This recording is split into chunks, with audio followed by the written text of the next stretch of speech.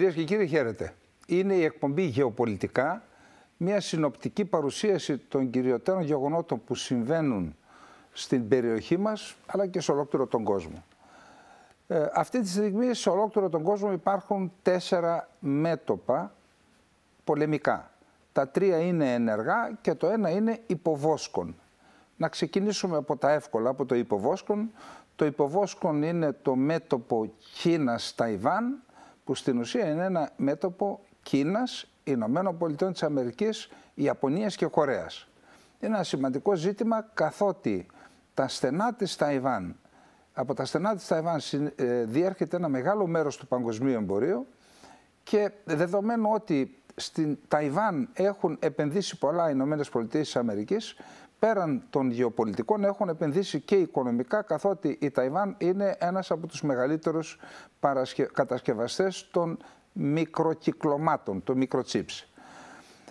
Πάντως είχαμε την ορκομοσία του νεοεκλεγέντος Προέδρου, ο οποίος θεωρείται από το Πεκίνο ότι είναι αυτονομιστής, ότι θέλει δηλαδή την ανεξαρτησία της Ταϊβάν. Αυτό είναι αιτία πολέμου για το Πεκίνο και τις προηγούμενες ημέρες είχαμε από περίπου 35 αεροσκάφη μέσα σε ένα 24ωρο παραβιάσεις του εναέριου χώρου της Ταϊβάν. Εκεί λοιπόν αυτό το μέτωπο προς στιγμήν, και ελπίζουμε να μείνει και για αρκετό καιρό, είναι υποβόσκον το μέτωπο αυτό. Το άλλο μέτωπο είναι στο Σουδάν. Στο Σουδάν το μέτωπο είναι ενεργό. Είναι ένας εμφύλιος πόλεμος που παρότι έχει περάσει σαν τρίτη, τέταρτη και πέμπτη ή και καθόλου είδηση, είναι σε εξέλιξη μια τραγωδία, ένα δράμα με θύματα κυρίως αμάχους, εκατοντάδες χιλιάδες ανθρώπους στην περιφέρεια του Νταρφούρ που κινδυνεύουν είτε από τα πυρά των αντιμαχωμένων πλευρών είτε από την έλλειψη τροφίμων. Και να πάμε στα άλλα 2 μέτωπα, τα οποία θα έχουμε την ευκαιρία στη συνέχεια της εκπομπής να αναλύσουμε, απλά να κάνουμε μια αναφορά. Το ένα μέτωπο είναι το μεγάλο μέτωπο στον πόλεμο της Ουκρανίας, μεταξύ της Ρωσίας και της Ουκρανίας. Με τη Ρωσία συντάσσεται κατά κάποιο τρόπο το Ιράν, η Βόρεια Κορέα και εν μέρη η Κίνα. Με την Ουκρανία συντάσσεται το σύνολο της Δύσης, ΝΑΤΟ και Ευρωπαϊκή Ένωση. Και το επόμενο, το 4ο μέτωπο, είναι το μέτωπο στην Μέση Ανατολή, μεταξύ του Ισραήλ και της Χαμάς, με κίνδυνο το μέτωπο αυτό να μετεξελιχθεί σε έναν περιφερειακό πόλεμο, δηλαδή έναν πόλεμο μεταξύ του Ισραήλ και της Χεσμολάχ, που εκεί ελοχεύει ο κίνδυνος ο πόλεμος αυτός να επεκταθεί στις λεγόμενες δυνάμεις ή χώρες του άξονα της αντίστασης, δηλαδή Συρία, Ιράκ, η Εμένη, που η Εμένη εν μέρη είναι σε αυτό τον πόλεμο, και φυσικά το Ιράν.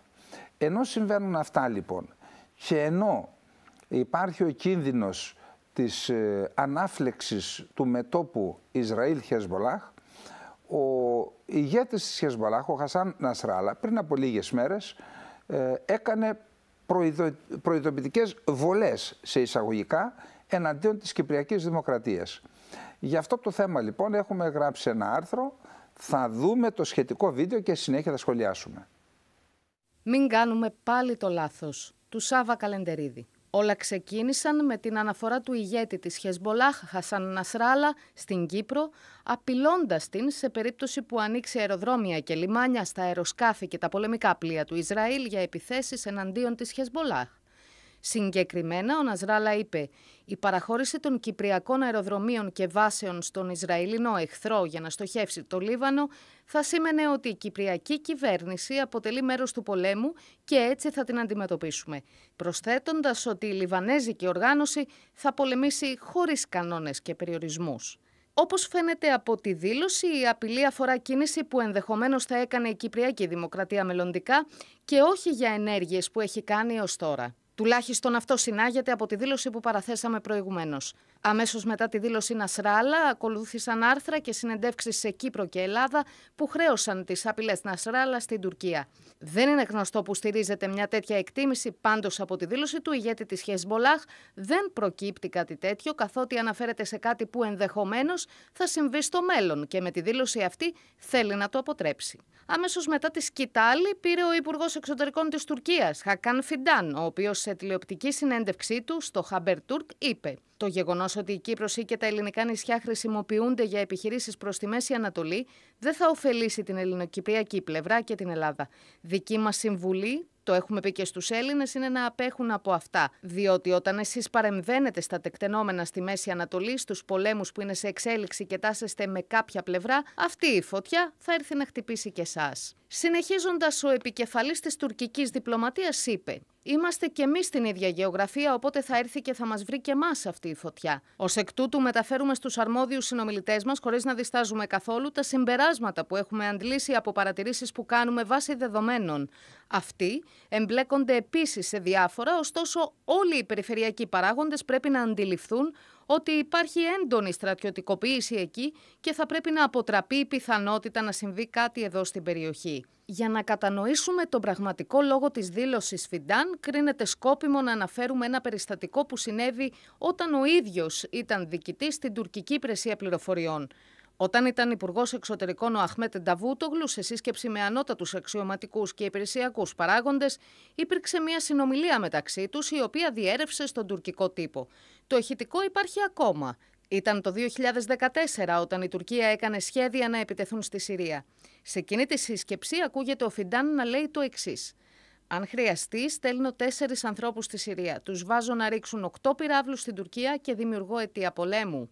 Για να γίνει κατανοητό, ο Φιντάν πρότεινε μία προβοκάτσια. Να ρίξουν δικοί του άνθρωποι μερικές ρουκέτες από το έδαφος της Συρίας στην Τουρκία, δίνοντας έτσι το δικαίωμα στον τουρκικό στρατό να εισβάλλει στη Συρία. Και επειδή ο προβοκάτορας δεν αλλάζει, όποια θέση και να κατέχει, τη δήλωσή του πρέπει να την αναλύσουμε από αυτή τη σκοπιά. Λέει ψέματα ότι η Κύπρος και τα νησιά χρησιμοποιούνται για επιθέσεις εναντίον της Γάζας από το Ισραήλ για να δημιουργήσει την νομιμοποιητική βάση να επέμβει σε περίπτωση που δημιουργηθούν κατάλληλες συνθήκες.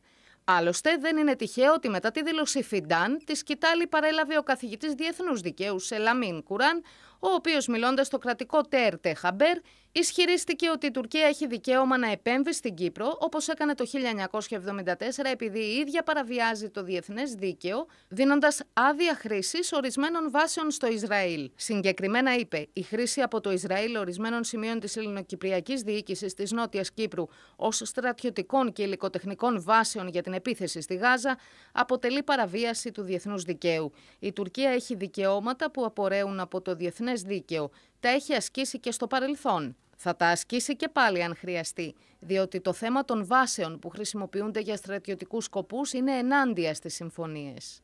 Στη συνέχεια, την 5η 27 Ιουνίου, η σκητάλη πέρασε στο Υπουργείο Άμυνας της Τουρκίας, το οποίο σε ανακοίνωσή του αναφέρει: «Αν ρωτάτε αν υπάρχει κίνδυνος ενός ολοκληρωτικού τρίτου παγκοσμίου πολέμου, όπως τον πρώτο και δεύτερο παγκόσμιο πόλεμο, φυσικά και είναι μια πιθανότητα. Ως Υπουργείο Εθνικής Άμυνας κάνουμε τις εκτιμήσεις μας σχετικά με την άμυνα και την ασφάλειά μας και κάνουμε όλα τα σχέδιά μας που πρέπει να επικαιροποιηθούν υπό το φως των νέων εκτιμήσεων. Μπορούμε εύκολα να πούμε ότι είμαστε μία από τις πιο προετοιμασμένες χώρες. Οι τουρκικές ένοπλες δυνάμεις είναι ήδη ένας δυναμικός στρατός. Είναι ένας στρατός που εκτελεί συνεχώς δραστηριότητες σε πολλές γεωγραφικές περιοχές. Είναι ένας στρατός που έχει δοκιμάσει και εγκρίνει τα δικά του σχέδια και την υλικοτεχνική του υποδομή. Πραγματοποιεί επίσης ειρηνευτικές αποστολές σε πολλά μέρη του κόσμου. Κανείς, ιδίως η χώρα μας, δεν επιθυμεί μια σκοτεινή εικόνα όπως ένας τρίτος παγκόσμιος πόλεμος, αλλά πρέπει να σημειωθεί ότι ο στρατός μας είναι έτοιμος για κάθε σενάριο». Και ακολούθησαν οι τουρκικές εφημερίδες το πρωί της Παρασκευής, οι οποίες με πρωτοσέλιδα φέρουν στο προσκήνιο το ενδεχόμενο ξεσπάσματος του Τρίτου Παγκοσμίου Πολέμου, προετοιμάζοντας τον κόσμο και δημιουργώντας το κατάλληλο κλίμα. Συμπέρασμα: το τουρκικό κράτος προετοιμάζεται για το ενδεχόμενο ο πιθανός πόλεμος Ισραήλ-Χεσμπολάχ να επεκταθεί στην περιοχή και να δημιουργηθεί κλίμα αστάθειας και ρευστότητας στην περιοχή. Σε μια τέτοια περίπτωση, το ενδεχόμενο προβοκάτσιας με επίθεση κατά της Κύπρου δεν πρέπει να αποκλειστεί, γιατί πάνω σε αυτό εργάζονται οι Τούρκοι επιτελείς και ο ίδιος ο Φιντάν. Αυτό θα χρησιμοποιηθεί ως άλοθη και ως νομιμοποιητική βάση για να επέμβει η Τουρκία στην ελεύθερη Κύπρο και τα νησιά του Αιγαίου. 50 χρόνια μετά την εισβολή στην Κύπρο δεν συγχωρείται εφησυχασμός και αφιλείς αναλύσεις των πραγματικών δεδομένων. Ελλάδα, έσω έτοιμος. Λοιπόν, παρουσιάσαμε γεγονότα και όχι κρίσεις. Να πάμε τώρα στις κρίσεις. Καταρχάς να πούμε ότι το 1974 η εισβολή στηρίχθηκε στην ουσία σε μία προβοκάτσια. Το προδοτικό πραξικόπημα του Ιουλίου του 1974 ήταν μία προβοκάτσια. που έγινε για να δημιουργήσει την νομιμοποιητική βάση της εισβολής. Επίσης, είδαμε και ένα πραγματικό γεγονός. Ο Μιλών έχει στη διάθεσή του το ηχητικό εκείνης της συνομιλίας στην σύσκεψη υψηλής ασφαλείας υψηλόβαθμων αξιωματούχων που είχε γίνει στο γραφείο του κυρίου Νταβούτογλου, Υπουργού Εξωτερικών τότε. Ήταν παρόν και ο διοικητής της ΜΙΤ, ο αρχηγός ΓΕΘΑ, αρχή των όπλων της αεροπορίας της Τουρκίας, και εκεί φαίνεται διέρευση από κάποιες δυνάμεις, των οποίων την ταυτότητα δεν θα ήθελα να ανακοινώσω από την εκπομπή μας. Σε πάση περιπτώσει, αυτό διέρευσε στα μέσα μαζικής ενημέρωσης και έχω κρατήσει ένα αντίγραφο. Εκεί λοιπόν ακούγεται να λέει ο νυν Υπουργός Εξωτερικών, επειδή συζητούσαν το θέμα της εισβολής της Τουρκίας στη Συρία και έψαχναν να βρουν νομιμοποιητική βάση. Και είπε: μην ανησυχείτε, θα στείλω εγώ μερικούς δικούς μου μέσα, θα πετάξουν 5-6 ρουκέτες στο δικό μας έδαφος, θα θεωρήσουμε ότι δεχόμαστε επίθεση από τη Συρία και θα εισβάλλουμε. Μία προβοκάτσια το 1974, δεύτερη προβοκάτσια τουλάχιστον είδαμε ότι σκηνοθετήθηκε από τον ίδιο τον Φιντάν το 2014, τρίτη προβοκάτσια το 2024. Να ξαναπούμε αυτά που είδαμε στο βίντεο. Έχουμε πρώτα τη δήλωση, ως μειόφιλε ο Φιντάν παρέφρασε την δήλωση του Νασράλα, ο οποίος δεν μιλάει για πράξεις που έχει κάνει η Κύπρος. Λέει επακριβώς, το διάβασα πολλές φορές στις δηλώσεις του, ότι εάν δώσει τις βάσεις να χρησιμοποιηθούν για εναντίον μας επιθέσεις, τότε εμείς θα τη θεωρήσουμε νόμιμο στόχο. Αυτό ήταν.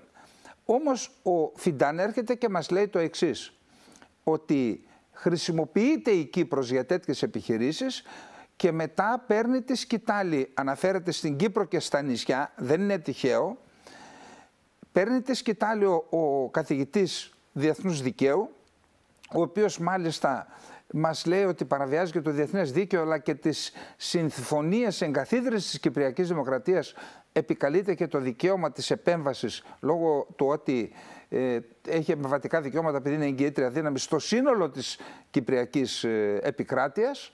Μετά τη σκητάλη παίρνει το Υπουργείο Άμυνας, μετά παίρνουν τη σκητάλη τα μέσα μαζικής ενημέρωσης στην Τουρκία, που παίζουν μεγάλο ρόλο και δεν είναι τυχαίο ότι ανέδειξαν αυτό το ζήτημα. Εδώ λοιπόν τι πρέπει να κάνουμε? Πρέπει να καθίσουμε και να δουλέψουμε Κύπρος και Ελλάδα πάνω σε όλα τα σενάρια και να προετοιμαστούμε για το χειρότερο. Γιατί όντως, εάν ξεσπάσει πόλεμος Ισραήλ-Λιβάνου, είναι το μεθεπόμενο θέμα που θα πούμε, εάν ξεσπάσει πόλεμος Ισραήλ-Λιβάνου υπάρχει σοβαρός κίνδυνος επέκτασης του πολέμου και η Τουρκία, καθότι ο λύκος, συγκεκριμένα ο γκρίζος λύκος στην Αντάρα χαίρεται, εάν δημιουργηθεί ένα κλίμα αστάθειας και ρευστότητας στην περιοχή, θα πρέπει να θεωρούμε περισσότερο από βέβαια ότι η Τουρκία θα προσπαθήσει να το εκμεταλλευτεί για να κάνει την Κύπρο ολόκληρη δικιά της και να καταλάβει όσα νησιά μπορέσει από την Ελλάδα. Διότι την επόμενη μέρα, όταν θα καταλαγιάσουν τα πράγματα, ο κατέχον δεν δικαίωται. Αυτός που κατέχει, και τα διαβήματα και οι κυρώσεις έχουμε δει τι αποτελέσματα φέρουν επί 50 χρόνια στην κατεχόμενη Κύπρο. Και ενώ είμαστε στην Κύπρο λοιπόν, ας ελπίσουμε ότι θα βρουν ευήκο αότα τα στοιχεία που παραθέτουμε, ασχέτως των εκτιμήσεων, τα στοιχεία που παραθέτουμε. Μια που βρισκόμαστε λοιπόν στην Κύπρο, να πούμε ότι τις προηγούμενες ημέρες ένα ιταλικό πλοίο που ναυλώθηκε από ιδιωτική εταιρεία για να ποντίσει καλώδιο από το Ισραήλ στην Κύπρο, από την Κύπρο στην Ελλάδα και από την Ελλάδα στην Ιταλία, είχαμε δέσμευση περιοχής από την Τουρκία, μιας ευρύτατης περιοχής μεταξύ Κύπρου, Ρόδου και Κρήτης, που καταλαμβάνει αυτή η δέσμευση περιοχής, η Ναύτεξ, καταλαμβάνει αποκλειστική οικονομική ζώνη και της Κυπριακής Δημοκρατίας και της Ελλάδας, δυνητική αποκλειστική οικονομική ζώνη διότι δεν έχει οριοθετηθεί, και εκτείνεται αυτή η περιοχή που δέσμευσαν με Ναύτεξ οι Τούρκοι, εκτείνεται στα όρια, μέσα στα όρια της γαλάζιας, της λεγόμενης γαλάζιας πατρίδας, και κατά κάποιο τρόπο και στο λεγόμενο τουρκολιβικό μνημόνιο. Ενώ λοιπόν η Ελλάδα φυσικά εξέδωσε τη δική της Ναύτεξ, η Κυπριακή Δημοκρατία τη δική της Ναύτεξ, η Τουρκία δήλωσε ότι δεν αναγνωρίζει την Ναύτεξ της Κυπριακής Δημοκρατίας διότι αυτή παραβιάζει κυριαρχικά δικαιώματα και της Τουρκίας και του ψευδοκράτους. Και ενώ συμβαίνουν αυτά, βλέπουμε ότι το εν λόγω ερευνητικό πλοίο το Ιταλικό έχει αρχίσει να ποντίζει καλώδιο από την Κύπρο με κατεύθυνση την Κρήτη, και εκεί η Τουρκία έστειλε μία κορβέτα να εποπτεύει την πόντιση του καλωδίου, θέλοντας να δείξει, κάνει επίδειξη σημαίας και δύναμης, ότι αυτή η περιοχή της ανήκει. Εδώ λοιπόν γεννάται το ερώτημα. Από τη στιγμή που η Τουρκία στέλνει στην ΑΟΣ του ψευδοκράτους μία κορβέτα για να δείξει ότι η Τουρκία είναι παρούσα ως εγγυήτρια δύναμη στην περιοχή, ανάλογα δικαιώματα ή υποχρεώσεις δεν έχει και η Ελλάδα. Δηλαδή η Ελλάδα θα καθίσει να παρακολουθεί την τουρκική κορβέτα να εποπτεύει την πόντιση του καλωδίου σε αποκλειστική οικονομική ζώνη της Κυπριακής Δημοκρατίας και στη συνέχεια σε δυνητική αποκλειστική οικονομική ζώνη της Ελλάδας? Είναι ένα ζήτημα που το θέτουμε ως ερωτηματικό. Γνωρίζουμε ότι το τελευταίο πράγμα που θα ήθελε η Ελλάδα τώρα είναι μια ελληνοτουρκική κρίση, αλλά ξέρετε, αυτό δεν εξασφαλίζεται με ευχές και ευχολόγια, καθότι έχουμε κινήσεις στο πεδίο. Πάλι στην Κύπρο είμαστε. Είναι γνωστό ότι ο Ταΐπ Ερντογάν, ο οποίος επισκέφτηκε μετά από 18 χρόνια τα γραφεία του Λαϊκού Ρεπουμπλικανικού Κόμματος, του Κεμαλικού Κόμματος, το οποίο στις δημοσκοπήσεις τον νίκησε στις δημοτικές εκλογές και στις δημοσκοπήσεις φαίνεται να προηγείται περίπου 5 μονάδες του κόμματος του Ερντογάν, Δικαιοσύνης και Ανάπτυξης, βρισκόμενος σε ένα αδυναμία, ο Ερντογάν επιδίωξε να ρίξει τους τόνους στο πεδίο της πολιτικής αντιπαράθεσης στην Τουρκία, επισκέφτηκε τον Özal, τον πρόεδρο του Λαϊκού Ρεπουμπλικανικού Κόμματος, και εκεί συμφώνησαν και οι δύο, πρόεδρος της Δημοκρατίας και αρχηγός της αξιωματικής αντιπολίτευσης, να παραστούν στις πανηγυρικές εκδηλώσεις που θα γίνουν στην κατεχόμενη Λευκοσία στις 20 Ιουλίου του 1970, στις 20 Ιουλίου του 2024, για να παραστούν στις εκδηλώσεις της εισβολής της 20 Ιουλίου του 1974.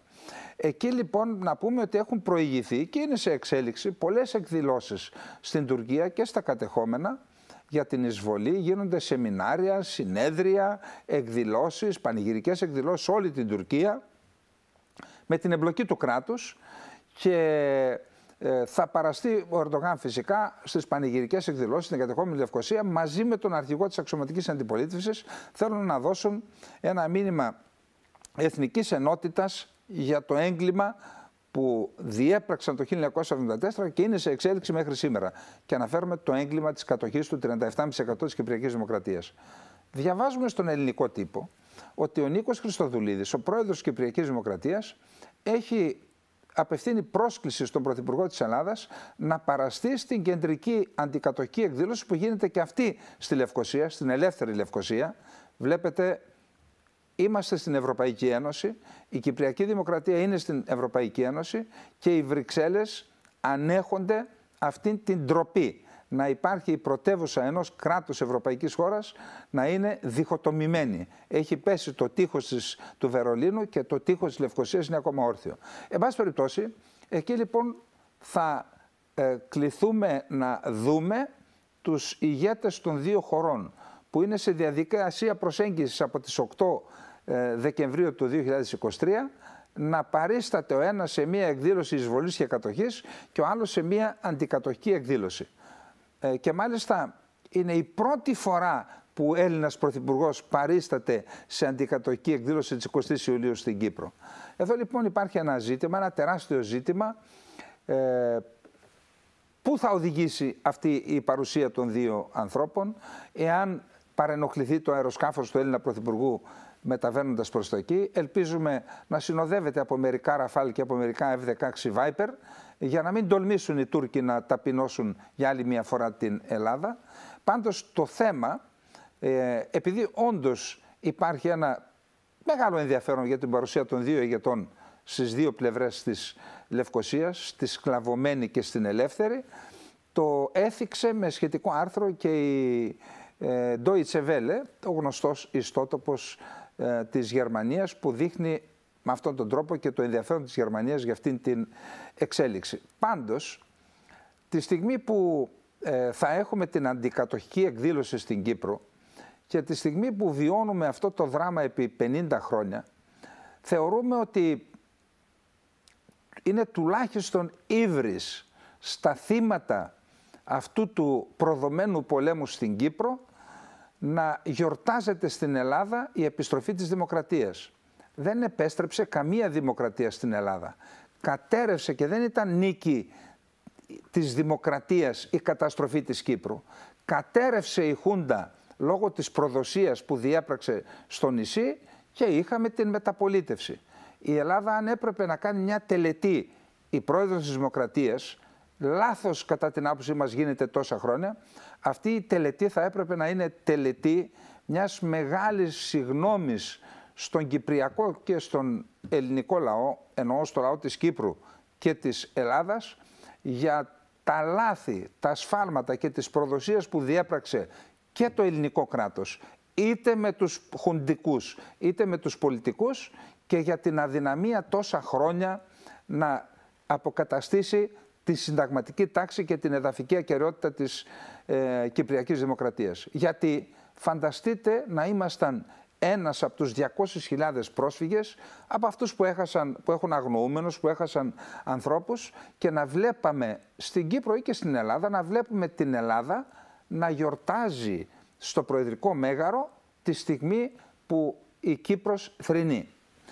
Αυτά λοιπόν και για την Κύπρο και για την παρουσία, την ένοπλη παρουσία της Τουρκίας στην Ανατολική Μεσόγειο, σε αποκλειστική οικονομική ζώνη της Κυπριακής Δημοκρατίας προς το παρόν και σε δυνητική αποκλειστική οικονομική ζώνη της Ελλάδας τις επόμενες ημέρες. Αυτά λοιπόν για την Κύπρο. Απλά να πούμε ότι ενώ στην Τουρκία γίνονται όλες αυτές οι πανηγυρικές εκδηλώσεις, ήταν μια ευκαιρία για την Ελλάδα τώρα να βάλουμε στη σειρά τα λάθη χειρισμών που έγιναν στο Κυπριακό, είτε πριν το 1974 είτε και μετά, να κάνουμε έναν απολογισμό και επιτέλους να υιοθετήσουμε ένα δόγμα. Η Ελλάδα έχει υπογράψει τις συνθήκες εγγυήσεων της Κυπριακής Δημοκρατίας και αν θεωρούμε ότι ισχύουν ακόμα, τότε η Ελλάδα έχει υποχρέωση να κινηθεί προς την αποκατάσταση της συνταγματικής τάξης και της εδαφικής ακεραιότητας της Κυπριακής Δημοκρατίας. Έχουμε υποχρέωση να το κάνουμε αυτό. Τώρα, στα 50 χρόνια της εισβολής και της συνεχιζόμενης κατοχής, η Ελλάδα θα έπρεπε, δεν είναι, ακόμα και τώρα δεν είναι αργά, θα έπρεπε να καθίσει με την Κυπριακή Δημοκρατία και να υιοθετήσει ένα δόγμα απελευθέρωσης της Κυπριακής Δημοκρατίας. Ιδάλλως, το επόμενο που θα δούμε στην Κύπρο θα είναι η ολοκληρωτική άλωσή της από την από την Τουρκική Δημοκρατία και ελπίζουμε να μην μας επαληθεύσουν τα γεγονότα. Τώρα να περάσουμε σε άλλα δύο θέματα που ταλανίζουν την ελληνική εξωτερική πολιτική. Το ένα είναι το θέμα του ευρωβουλευτή πλέον Φρέντι Μπελέρη και το άλλο είναι το Σκοπιανό.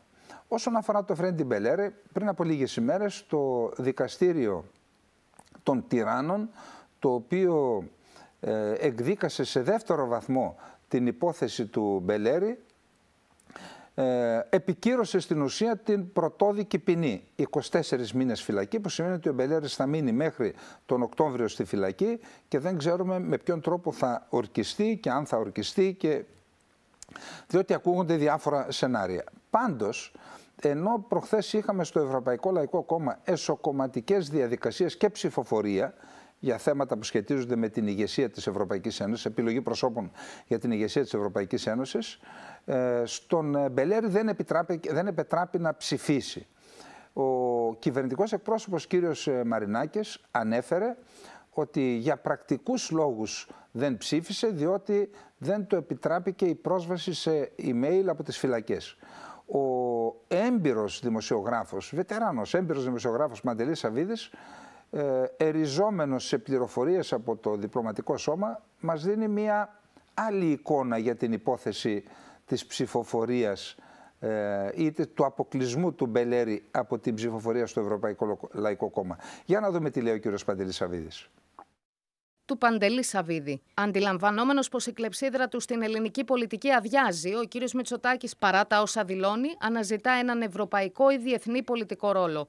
Περιβάλλεται άλλωστε από άτομα των οποίων οι φιλοδοξίες είναι αμέτρητες. Η εμπλοκή του στις διαδικασίες του Ευρωπαϊκού Λαϊκού Κόμματος ερμηνεύθηκε από τους υποστηρικτές του ως αναγνώριση του ευρωπαϊκού του ρόλου. Στην ουσία, ενέπλεξε τη χώρα σε αντιπαραθέσεις πέραν του εκτοπίσματός της και οι αναλυτές θεωρούν πως η προσβλητική για την Ελλάδα υπόθεση του αποκλεισμού Μπελέρη από την ψηφοφορία του Ευρωπαϊκού Λαϊκού Κόμματος έχει σχέση με τις ενοχλήσεις που προκάλεσε η ανάμειξη Μητσοτάκη στις εσωτερικές διενέξεις του ΕΛΚ. Οι εξελίξεις που αφορούν στην εξωτερική πολιτική και την επιρροή της χώρας είναι σοβαρά προβληματικές. Το εφετείο των τυράννων επέβαλε στον Μπελέρη ποινή φυλάκισης 2 ετών και δεν είναι καθόλου σίγουρο ότι θα αφαιθεί ελεύθερος από τις φυλακές για να ασκήσει τα καθήκοντά του ως Ευρωβουλευτής.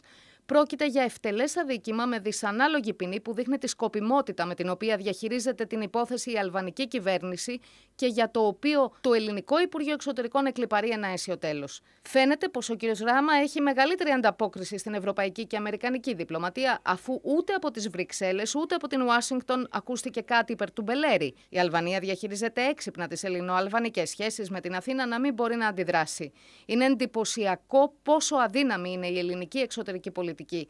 Η ανακοίνωση που εκδόθηκε από το Υπουργείο Εξωτερικών δείχνει παντελή αδυναμία διαχείρισης της υπόθεσης Μπελέρη. Αλλά κυρίως δείχνει την απομόνωση της Ελλάδας στη βαλκανική της πολιτική. Καλύτερα, δείχνει ότι η Αθήνα δεν έχει βαλκανική πολιτική, δεν μπορεί να διαμορφώσει και με μια εντελώς μετέωρη αλαζονική νοοτροπία δείχνει να μην θέλει να ασχοληθεί. Η εδήμων σιωπή Βρυξελών και Ουάσιγκτον στέλνει σαφές μήνυμα στη δεδομένη Αθήνα. Πραγματικά είναι να απορεί κανείς πώς είναι δυνατόν η Αλβανία, η οποία έχει ευεργετηθεί από την Ελλάδα μετά την κατάρρευση του κομμουνιστικού καθεστώτος, έχει ευεργετηθεί πολλαπλώς, πώς είναι δυνατόν η Αλβανία, μια χώρα πολύ πιο αδύναμη από την Ελλάδα, είτε πληθυσμιακά, είτε οικονομικά, είτε στρατιωτικά, είτε πολιτικά, πώς είναι δυνατόν να απολαμβάνει κύρους στους κόλπους της Ευρωπαϊκής Ένωσης μεγαλύτερο κύρος από ότι η Ελλάδα. Και το αποτέλεσμα το είδαμε. Δεν καταδικάζουν την στάση της Αλβανίας που είναι προδήλως. Όλη η υπόθεση Μπελέρη φαίνεται ότι είναι μια πολιτική σκευωρία. Δεν καταδικάζεται ούτε από το Ευρωπαϊκό Λαϊκό Κόμμα, ούτε από την Ευρωπαϊκή Ένωση, που φαίνεται ότι και οι θεσμοί αυτοί κρατούν ισορροπίες απέναντι στην Αθήνα και τα τύρανα. Και ενώ συμβαίνει αυτό, ακριβώς δίπλα, στα Σκόπια, έχουμε πάλι το θέατρο του παραλόγου να είναι σε εξέλιξη με τη νέα πρόεδρο και τη νέα κυβέρνηση. Επιμένει και η νέα πρόεδρος των Σκοπίων και ο νέος πρωθυπουργός επιμένουν να χρησιμοποιούν δημοσίως, με εξαίρεση τα θεσμικά έγγραφα και την ορκομοσία, κατά τα άλλα συνεχώς να χρησιμοποιούν τον όρο σκέτο Μακεδονία και μάλιστα να υπερασπίζονται αυτό τους το δικαίωμα με τις Ηνωμένες Πολιτείες της Αμερικής και τον Μάθιου Νίμιτς, ο οποίος έδωσε συνέντευξη στον δημοσιογράφο Αθανάσιο Έλλη στην Καθημερινή και είπε στην ουσία μπορούν να χρησιμοποιούν προφορικά και στις δικές τους σχέσεις να μπορούν να χρησιμοποιούν έστω και αν κατέχουν αξιώματα το σκέτο Μακεδονία. Εδώ φαίνεται λοιπόν ότι το έργα όμνες που επικαλείται η ελληνική πλευρά δεν αποδέχονται ότι ισχύει ούτε οι Ηνωμένες Πολιτείες της Αμερικής, ούτε ο Μάθιου Νίμιτς, ο μεσολαβητής, ούτε η Ευρωπαϊκή Ένωση στην ουσία. Για να δούμε λοιπόν που βρίσκεται το θέμα στο επόμενο βήμα, πάλι από τον Παντελή Σαββίδη και συνέχεια θα κάνουμε πάλι ένα μικρό σχόλιο. Τα Σκόπια, εκτός του ότι παγιώνεται η θέση της νέας κυβέρνησης περί χρήσης του συνταγματικού ονόματος μόνο διεθνώς και σε επίσημες εκδηλώσεις, η πρόεδρος αμφισβήτησε και το άρθρο 7 της συμφωνίας που διευκρινίζει τι εννοεί το κάθε μέρος στις ιστορικές του αναφορές. Σύμφωνα με ανάρτησή της στο X, η κυρία Σιλιάνοφσκα δέχθηκε αντιπροσωπεία παιδιών των Αιγαίατων για να συζητήσουν τις λεπτομέρειες εορτασμού της επετείου των 75 χρόνων από τον διωγμό των Αιγαίατων και όσων υπέστησαν στην Ελλάδα. Πρόκειται για όσους συμμετείχαν στα αυτονομιστικά σλαβικά τάγματα με τα οποία συνεργάστηκε ο Ζαχαριάδης και ο Δημοκρατικός Στρατός στα τελευταία χρόνια του εμφυλίου και τα οποία μετά την ήττα κατέφυγαν στη γειτονική χώρα. Πολλοί από αυτούς συμμετείχαν στη διαμόρφωση του αφηγήματος του μακεδονισμού και τα παιδιά τους σήμερα, τα οποία δεν έχουν καμία εμπειρία από την Ελλάδα, πρωταγωνιστούν στις αναμνήσεις για τους προγόνους τους. Είναι εμφανής η κρατική καθοδήγηση της προσπάθειας. Όταν το δίδυμο Σιλιάνοφσκα-Μίτσκοτσκι, πρόεδρος δηλαδή και πρωθυπουργός, αμφισβητούν συνταγματικά κατοχυρωμένη διάταξη περί του ονόματος της γειτονικής χώρας, θα δείξουν ευαισθησία στις ιστορικές διευκρινήσεις. Το εντυπωσιακό είναι πως στις αναζητήσεις υποστήριξης από την Αθήνα κανείς δεν ανταποκρίνεται. Ούτε η Ευρώπη, ούτε οι Ηνωμένες Πολιτείες. Η Αμερικανίδα πρέσβης μάλιστα δήλωσε ικανοποιημένη από την αναφορά του Μιτσκόσκι, νέου πρωθυπουργού, πως στις διεθνείς σχέσεις και τις επίσημες αναφορές θα χρησιμοποιεί το συνταγματικό όνομα. Αλλά αρνήθηκε να σχολιάσει όταν ρωτήθηκε τις αιτιάσεις της Ελλάδας. Και αυτό κάτι σημαίνει. Οι Αμερικανοί ήταν οι επισπεύδοντες για την υπογραφή της συμφωνίας ώστε να ενταχθούν τα Σκόπια στο ΝΑΤΟ, αλλά πλέον σιωπούν όταν οι δεδομένοι τους ζητούν να ανταποκριθούν στις εκκλήσεις τους. Είναι προφανές ότι η Ελλάδα κάτι πρέπει να αλλάξει στην εξωτερική της πολιτική. Δεχόμαστε προσβολές και μετράμε αποτυχίες και στο μέτωπο με την Αλβανία και στο μέτωπο με τα Σκόπια, αποτυχίες και στο μέτωπο με την Τουρκία, αλλά ακόμα και με τη Λιβύη. Η Ελλάδα κάτι πρέπει να αλλάξει στην εξωτερική της πολιτική. Αυτό είναι το συμπέρασμα από όλα όσα είδαμε μέχρι τώρα και ήρθε η ώρα να πάμε τώρα στον πόλεμο Ισραήλ-Χαμάς. Εκεί, όπως είναι γνωστό, βρίσκεται σε εξέλιξη η μεγάλης κλίμακας στρατιωτική επιχείρηση του Ισραήλ στην πόλη της Ράφα. Είναι το τελευταίο προπύργιο της Χαμάς. Εκεί, σύμφωνα με τις Ισραηλινές Ενόπλες Δυνάμεις, υπάρχει ακόμα ενεργή μία ταξιαρχία της Αλ-Κασάμ της Χαμάς. Μάλιστα λένε οι Ισραηλινές Ενόπλες Δυνάμεις ότι βρίσκονται κοντά στο τέλος της εξουδετέρωσης της ικανότητας αυτής της ταξιαρχίας να διεξάγει στρατιωτικές επιχειρήσεις. Λένε μάλιστα ότι δεν τους εξοντώσαμε όλους, αλλά έχει διαταραχθεί η ιεραρχία και η δομή της ταξιαρχίας και ο Σονούπο δεν θα είναι σε θέση να διεξάγει επιχειρήσεις. Μετά λοιπόν από αυτό, αφού ολοκλήρωσαν και αυτή την επιχείρηση, ο Νετανιάχου μετέβη πριν από λίγες ημέρες στο σημείο 0, στα σύνορα με το Λίβανο, παρακολούθησε μία άσκηση της 55ης ταξιαρχίας εφέδρων αλεξιπτωτιστών και εκεί είπε ότι ο πόλεμος, οι έντονες επιχειρήσεις στη Γάζα φτάνουν στο τέλος της, γι' αυτό έχουμε μεταφέρει ένα μεγάλο μέρος της δύναμης στα σύνορα με το Λίβανο. Θα συνεχίσουμε να κάνουμε επιχειρήσεις στη Γάζα μικρής κλίμακας, όπου εντοπίζουμε στόχους. Έβαλε ως στόχο το επόμενο διάστημα, αφού δεν γίνονται πλέον μεγάλες κλίμακας επιχειρήσεις στη Γάζα, να επιτευχθεί συμφωνία για την ανταλλαγή ομήρων και για την κατάπαυση του πυρός, δηλώνοντας όμως ότι μετά την ολοκλήρωση της απελευθέρωσης των ομήρων θα συνεχιστεί ο πόλεμος μέχρι την ολοκληρωτική εξόντωση της Χαμάς και να καταστεί πλέον αδύνατη αδύναμη να κυβερνήσει για άλλη μια φορά την Γάζα. Εκεί βρισκόμαστε. Ο Υπουργός Άμυνας του Ισραήλ βρίσκεται στην Ουάσιγκτον, συναντήθηκε με τον Υπουργό Εξωτερικών τον Άντονι Μπλίνκεν, με τον Λόιτ Όστιν, τον Υπουργό Άμυνας, τον ομόλογό του, με τον Τζέικ Σάλιβαν, τον Σύμβουλο Εθνικής Ασφάλειας του Λευκού Οίκου. Εκεί συζήτησαν τα εξής ζητήματα. Το ένα είναι να ξεπεραστούν τα προβλήματα που υπάρχουν αυτή τη στιγμή στις ΗΠΑ και δεν επιτρέπουν την απελευθέρωση βομβών 900 κιλών στο Ισραήλ, τις οποίες έχει ανάγκη, λέει, το Ισραήλ.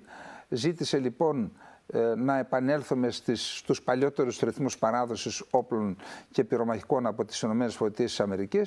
Ο Μπάιντεν πήρε αυτή την απόφαση γιατί δέχθηκε σοβαρές επικρίσεις από κύκλους του Δημοκρατικού Κόμματος, από μουσουλμάνους, από Παλαιστίνιους ψηφοφόρους του.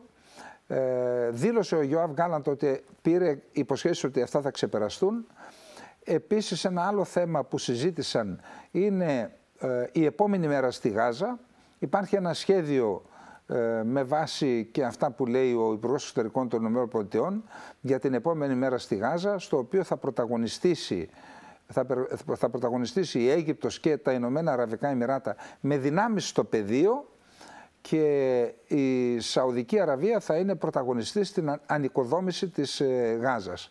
Εκεί υπάρχουν ζητήματα φυσικά. Ο Νετανιάχου δεν δέχεται την ολοκληρωτική απόσυρση των Ισραηλινών στρατευμάτων, κάτι που απαιτεί η Αίγυπτος. Πάντως αυτό είναι ένα σχέδιο πάνω στο οποίο εργάζονται οι ΗΠΑ και το Ισραήλ. Ο Γκάλαντ γι' αυτό πήγε εκεί.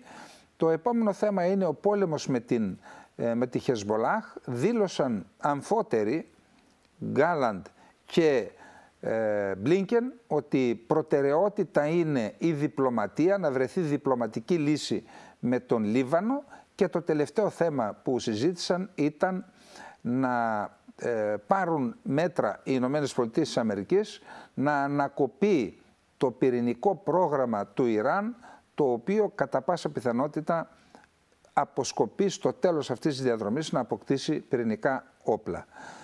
Αυτά λοιπόν σε σχέση με τη Γάζα. Να περάσουμε τώρα στο θέμα του Λιβάνου.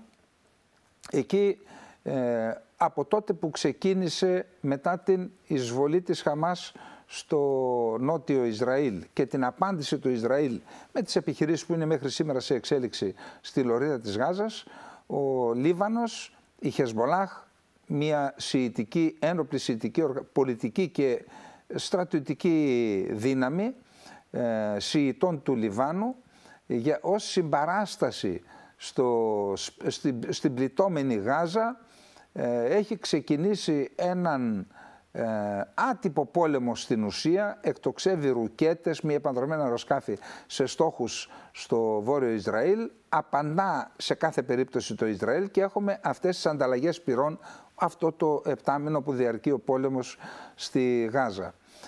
Το τελευταίο διάστημα έχουμε και αύξηση της έντασης και από τις δύο πλευρές, και με αφορμή την μεταφορά δυνάμεων στα σύνορα με το Λίβανο, το Ισραήλ, δυνάμεων του Ισραήλ, υπάρχει ο φόβος να μιλάει όλος ο κόσμος για το ενδεχόμενο ενός ολοκληρωτικού πολέμου μεταξύ του Ισραήλ και της Χεσμπολάχ.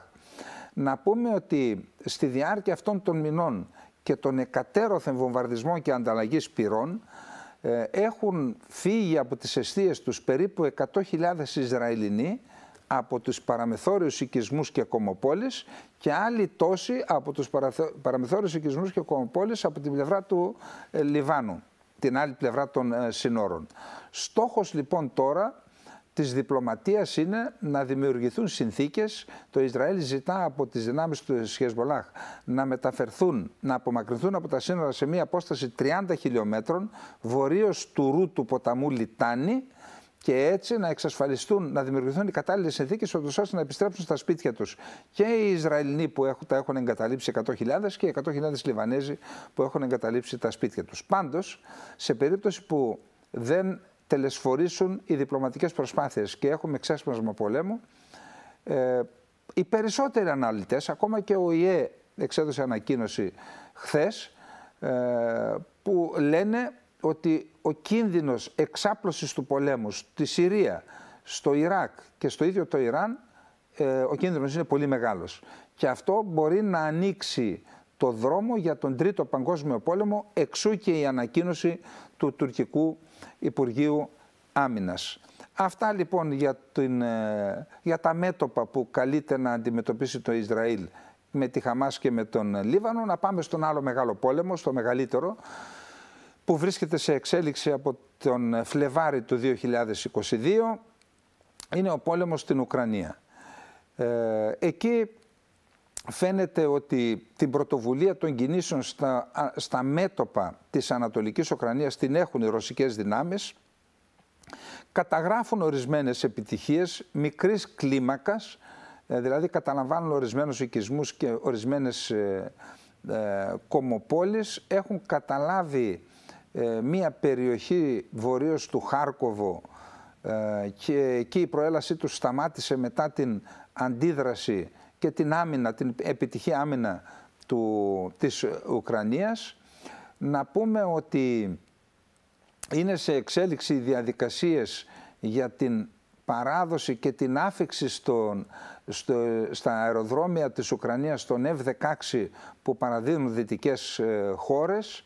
Μάλιστα την εβδομάδα που πέρασε οι ρωσικοί αεροδιαστημικές δυνάμεις, έτσι ονομάζεται η πολεμική αεροπορία, οι ρωσικές αεροδιαστημικές δυνάμεις βομβάρδισαν με καταιγισμό πυράβλων και υπηρεχητικών πυράβλων αεροδρόμια τα οποία προβλέπεται να δεχθούν F-16, θέλοντας να αποδείξουν ότι κάνουν πράξη την απειλή τους, που λέει, των Ρώσων, που λέει ότι ό,τι οπλικό σύστημα της Δύσης παραδίδεται στην Ουκρανία θα καταστρέφεται. Ενώ λοιπόν έχουμε αυτά, έχουμε πολύ σημαντικές επιθέσεις με μη επανδρομένα αεροσκάφη από πλευράς της Ουκρανίας σε στόχους ενεργειακούς και στρατιωτικούς στην Κριμαία αλλά και σε άλλες περιοχές της Ρωσίας. Έχουμε την απελευθέρωση από πλευράς του Λευκού Οίκου της χρήσης των πυράβλων ATACMS βεληνικούς μέχρι 300 χιλιόμετρων σε στόχους στο έδαφος της Ρωσίας. Είδαμε μάλιστα να χρησιμοποιείται ένας τέτοιος πύραυλος και στη Σεβαστούπολη. Έπεσε σε μία παραλία ανάμεσα σε λουωμένους και είχαμε 4 νεκρούς, ανάμεσα στους οποίους 2 παιδιά και 150 τραυματίες. Εκεί είχαμε μία αύξηση της έντασης μεταξύ των ΗΠΑ και της Ρωσίας. Η Ρωσία θεώρησε άμεσα εμπλεκόμενες στις ΗΠΑ, διατείνεται η Ρωσία ότι αυτούς τους πυράβλους δεν μπορούν να τους προγραμματίσουν οι Ουκρανοί, ότι εμπλέκονται άμεσα οι ΗΠΑ. Και πριν 2 μέρες ο Υπουργός Άμυνας της Ρωσίας έδωσε εντολή να αντιμετωπιστεί η απειλή που συνιστούν τα στρατηγικά μη επανδρομένα αεροσκάφη των ΗΠΑ που πετούν στον εύξηνο πόντο. Κατά τη ρωσική πλευρά συλλέγουν πληροφορίες στο έδαφος, τις μεταβιβάζουν πάλι σε Αμερικανούς στην Ουκρανία και αυτοί προγραμματίζουν τους πυράβλους και συνέχεια έχουμε τα πλήγματα. Και μάλιστα λένε ότι έχουν δοθεί εντολές κατά πάσα πιθανότητα κατάρριψης τέτοιων μη επανδρομένων αεροσκαφών στον διεθνή εναέριο χώρο. Αν γίνει κάτι τέτοιο, αυτό συνιστά επίθεση κατά του ΝΑΤΟ και μπορεί ο καθένας να καταλάβει τι θα επακολουθήσει. Και ενώ συμβαίνουν αυτά, έχουμε τη δήλωση του Προέδρου της Ρωσίας, του Βλαντιμίρ Πούτιν, ο οποίος είπε ότι η Ρωσία θα επανακαθορίσει το πυρηνικό της δόγμα, το δόγμα χρήσης πυρηνικών όπλων. Στη συνέχεια είχαμε και διευκρινήσεις από τον Ριαπκόφ, τον Υφυπουργό Εξωτερικών της Ρωσίας, ο οποίος είπε ότι το πυρηνικό δόγμα της Ρωσίας καταρτίστηκε πριν από αρκετά χρόνια, τότε που επικρατούσαν διαφορετικές συνθήκες. Υπό το πρίσμα των συνθήκων που επικρατούν τώρα, η Ρωσία αυτό το διάστημα αναδιατυπώνει το πυρηνικό της δόγμα. Φυσικά ο Πούτιν είπε ότι δεν έχουμε ανάγκη να χρησιμοποιήσουμε τακτικά πυρηνικά όπλα στην Ουκρανία, γιατί εκεί νικάμε με τις τακτικές μας δυνάμεις, με τις συμβατικές δυνάμεις. Πάντως σε κάθε περίπτωση η αναδιατύπωση του πυρηνικού δόγματος της Ρωσίας μας φέρνει πιο κοντά σε χρήση πυρηνικών όπλων, που αντιλαμβάνεστε μπορεί να ξεκινήσουμε με χρήση τακτικών πυρηνικών όπλων. Να θυμίσουμε ότι και ο Γενικός Γραμματέας του ΝΑΤΟ, ο Στόλτεμπεργκ, μετά από ασκήσεις που έκανε η Ρωσία με τακτικά πυρηνικά όπλα, Ρωσία και Λευκορωσία, έδωσε εντολή να βγουν από τις αποθήκες και να μπουν σε κατάσταση επιχειρησιακής ετοιμότητας ορισμένα τακτικά πυρηνικά όπλα που διαθέτει το ΝΑΤΟ στην Ευρώπη. Άρα, χωρίς να θέλουμε να φοβήσουμε τον κόσμο, έχουμε υποχρέωση να παρουσιάζουμε τα πραγματικά γεγονότα. Είμαστε ένα βήμα πιο κοντά στη χρήση τακτικών πυρηνικών όπλων και όπως αντιλαμβάνεται ο καθένας, εάν χρησιμοποιηθούν τακτικά πυρηνικά όπλα, τότε το επόμενο βήμα είναι τα στρατηγικά πυρηνικά όπλα που μιλάμε για την καταστροφή του πλανήτη. Και ενώ βρισκόμαστε σε αυτά, ενώ η ένταση μεταξύ των ΗΠΑ και της Ρωσίας και των ΗΠΑ από το έδαφος και τον εναέριο χώρο της Ουκρανίας μεταφέρεται στη θάλασσα του Ευξήνου Πόντου, έχουμε και την εμπλοκή της Βόρειας Κορέας στον πόλεμο της Ουκρανίας. Μία εμπλοκή που δεν γίνεται με μάχημες μονάδες. Να θυμίσουμε ότι ο πρόεδρος της Ρωσίας έκανε 2 ταξίδια στο εξωτερικό τις προηγούμενες ημέρες. Το ένα ήταν στη Βόρεια Κορέα και το άλλο ήταν στο Βιετνάμ. Στη Βόρεια Κορέα υπέγραψε μία συμφωνία στρατηγικής συνεργασίας, η οποία ανησύχησε τη Δύση αλλά και τις χώρες της περιοχής, η Ιαπωνία, Νότια Κορέα, ακόμα και την Κίνα, η οποία βλέπει με καχυποψία αυτήν τη συμφωνία Ρωσίας-Βόρειας Κορέας, και με το Βιετνάμ υπέγραψε μία συμφωνία. Να σημειώσουμε εδώ ότι το Βιετνάμ, το κομμουνιστικό Βιετνάμ, παρόμοια συμφωνία έχει υπογράψει και με την Κίνα και με τις ΗΠΑ. Σε ό,τι αφορά την Κορέα λοιπόν, υπάρχουν κυρίως η Νότια Κορέα είναι αυτή που μας δίνει τις πληροφορίες, οι υπηρεσίες της Νότιας Κορέας που μας λένε ότι έχουν μεταφερθεί εκατομμύρια βλήματα από την Κορέα και πύραυλοι τύπου ΑΤΑΚΕΜΕΣ από την Βόρεια Κορέα στη Ρωσία. Μάλιστα οι υπηρεσίες πληροφοριών της Δύσης έχουν εντοπίσει θραύσματα πυράβλων κορεατικής κατασκευής. Αυτό που είδαμε τις τελευταίες ημέρες είναι το εξής. Οι ένοπλες δυνάμεις της Κορέας διαθέτουν 10 ταξιαρχίες μηχανικού.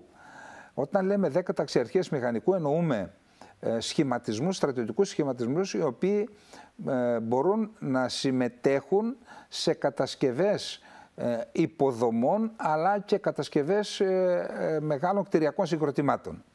Είναι κάτι σαν την δική μας ΜΟΜΑ. Έχουν 10 τέτοιες ταξιαρχίες και διαπραγματεύεται τώρα η Ρωσία με τη Βόρεια Κορέα να σταλούν 3 έως 4 τέτοιες ταξιαρχίες μηχανικού κατασκευών στο Ντονιέτσκ, το οποίο Ντονιέτσκ από το 2014 δέχεται τα πυρά πυροβολικού της Ουκρανίας, έχει καταστραφεί σε μεγάλο βαθμό. Τώρα λοιπόν που έχει τεθεί σε μεγάλο βαθμό υπό τον έλεγχο της Ρωσίας και έχουν απομακρυνθεί τα πυροβόλα της Ουκρανίας που μπορούν να το πλήξουν, ήρθε η στιγμή μάλλον κατά τα φαινόμενα να αρχίσει η ανοικοδόμησή του και η Ρωσία θα αναθέσει μέρος της ανοικοδόμησης στη Βόρεια Κορέα. Από αυτήν την διαδικασία η Βόρεια Κορέα θα κερδίζει το χρόνο περίπου $135 εκατομμύρια. Πάντως αυτή η κίνηση ανησύχησε και αυτή την Ουάσιγκτον και τις χώρες εμπλεκόμενες στην περιοχή, η οποία ο Ουάσιγκτον κάλεσε την Βόρεια Κορέα να μην δίνει τροφή τους στρατιώτες της στα κανόνια της Ουκρανίας. Αυτά στη σημερινή μας εκπομπή. Μακάρι να είχαμε ειδήσεις που θα μπορούσαμε, με βάση τις οποίες θα μπορούσαμε να δούμε στο βάθος να χαράζει η ελπίδα της ειρήνης. Δυστυχώς είναι σε εξέλιξη τα 4 μέτωπα που σας παρουσιάσαμε στην εκπομπή.